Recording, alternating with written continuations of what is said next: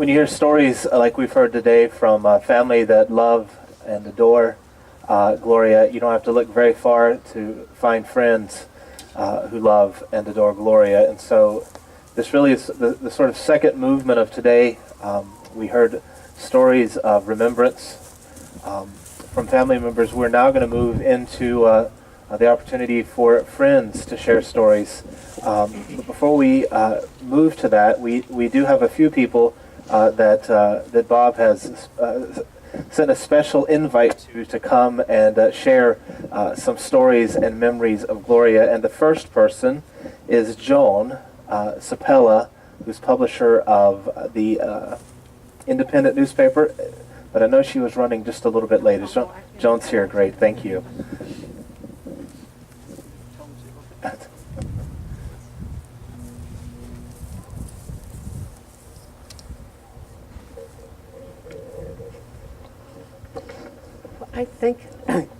I think what we've all learned listening to all the family is that Gloria's message was very focused, and we've all heard it. It's so many themes are repeated. But because I saw her as a friend and a member of the local press, I want to just give you some idea of how powerful she was as a political force in this community without holding any office. And I think it all starts with Gloria's focus on the everyday beauty of life. She would describe vignettes from lives of her grandchildren. She'd come back from visits and spend mornings describing what they'd done together, relishing the details. She would paint a large canvas with the minutiae of a simple meal. Many of you have seen her paintings where it's the details of the small things that really count.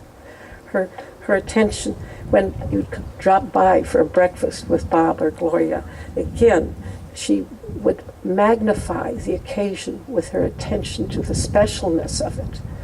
And she made the ordinary extraordinary.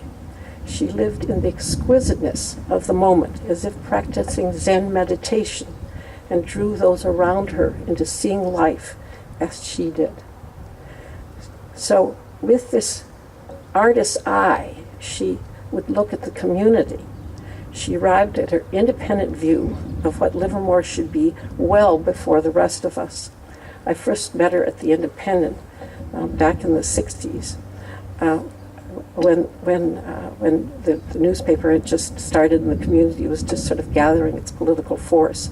She burst into our funky little office with Janet Reed, and they were laughing because they were just caught up in the cause that they were going to lobby us on. They wanted to have the lots, I'm looking at some of the community members, they wanted to have the lots larger so that the community would be more developed, more beautiful. And of course, our paper did follow her lead, and much later the community did, the appropriate ordinances were passed. And then back in the 60s again, on the south side of Livermore, between the First Street and College, it was a very dilapidated area.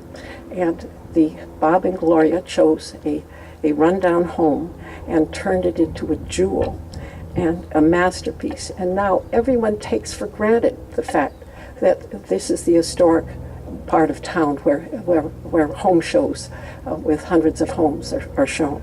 But they were the leaders.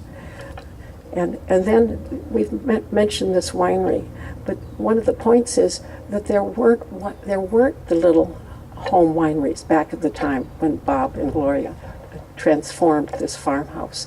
They were the visionaries, the pioneers, who made it look obvious that, of course, there should be wine country with this rich, beautiful, gravelly soil, which she, in a poetic way, would describe. And so Gloria also was a member of the business community, but she wasn't afraid to take a stand apart on every major slow growth issue or urban growth boundary issue. She was one of the leaders. And I'm looking at Don Miller, remembering the iconic black and white signs, the political signs. They were so powerful and so different. And she brought her art very literally to our political causes. And every every election that won began with a celebration in this very space. Weddings, community celebrations. There's so much that we all remember having been born in this very location. And behind her passion, behind these election issues, there was a view that the aesthetics of a city were really the soul of a city, and they were as important, if not more so, than its economic interests. So then later, when the urban growth boundary victory was accomplished, Gloria and Bob again were in the forefront. They realized the benefits of the downtown, and the Bankhead, long before the Bankhead Theater had opened, and they opened their own winery store, which is so successful. And I asked Gloria during the economic downturn whether if they'd had any problems, and she said, "Oh, better than ever, actually." And it always seemed that Gloria could combine idealism with pragmatism. She liked winning and was really good at it. And I should mention that this stage that you see there's a theater downtown, 500-seat theater, and a 2,000-seat theater proposed. But this was the first theater right here, and again, she was ahead of the crowd. And she brought Shakespeare to this valley right here in this spot.